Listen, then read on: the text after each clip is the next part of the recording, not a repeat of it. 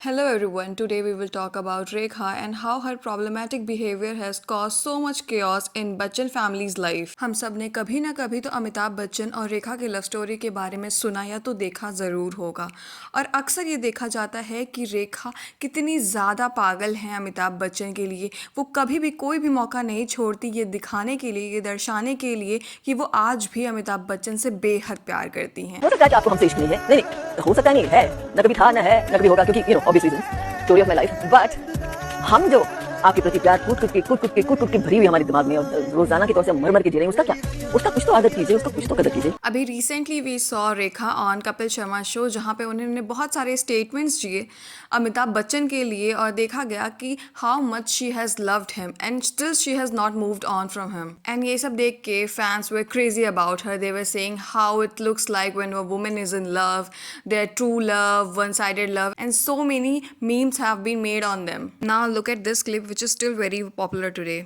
कभी आपने देखा है कि कोई औरत इतना पागल हो रही है किसी आदमी के लिए, वो भी शादीशुदा आदमी के लिए? मुझसे पूछिए ना। But do you guys think it's fair? जहाँ पे एक तरफ अमिताभ बच्चन का खुद का एक परिवार है, उनके खुद के बच्चे हैं, उनकी खुद की बीवी है, आपको क्या लगता है जया बच्चन जब ये सब चीज़ें देखती होंगी तो क्या उन्हें बिल्कुल पसंद आता होगा ये सब चीज़ें?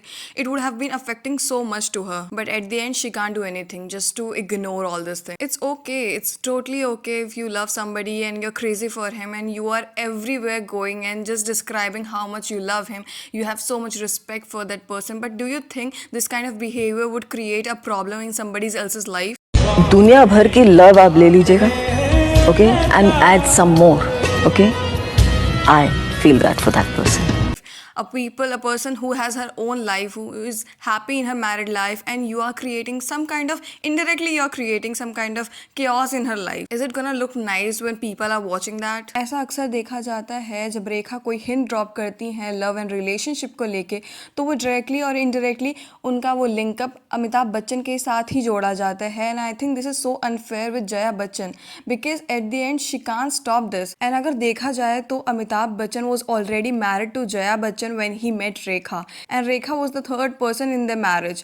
लेकिन यहाँ पे जया बच्चन हार नहीं मानती हैं और उन्होंने रेखा को अंत में अमिताभ बच्चन की ज़िंदगी से निकाल ही दिया था। रेखा जी और अमिताभ बच्चन की बढ़ती नज़दीकियाँ जया बच्चन को कभी रास नहीं आ रही थी और यही वजह है कि अमिताभ बच्चन ने भी उनसे दूरियां बना ली। इंटरनेट पे ऐसी कितनी सारी क्लिप्स होंगी जहाँ पर रेखा अमिताभ बच्चन की तारीफ़ करते हुए नहीं थकती रहती हैं और ये हमेशा कहा भी जाता है कि अमिताभ बच्चन के नाम का ही वो सिंदूर भी लगाती हैं। हालांकि उन्होंने अपने मुंह से कभी ये चीज़ कंफर्म नहीं की, लेकिन फैंस आर ऑलवेज प्रेडिक्टिंग कि वो सिंदूर उन्हीं के नाम का है because Rekha has already been married toys और उनके दोनों ही पति अब यहाँ पे नहीं है इस दुनिया में, लेकिन फिर भी वो सिंदूर लगाती हैं और हमेशा वो अमिताभ बच्चन के बारे में ही बोलती हैं, ना कि अपने पति के बारे में कभी कुछ कहते हुए नजर आई हैं। वैसे आपको क्या लगता है जो रेखा का ये एटीट्यूड है कि everywhere wherever she is going she is just confirming her love for Amitabh Bachchan, to do you think कि ये जया बच्चन और उनकी फैमिली के लिए सही है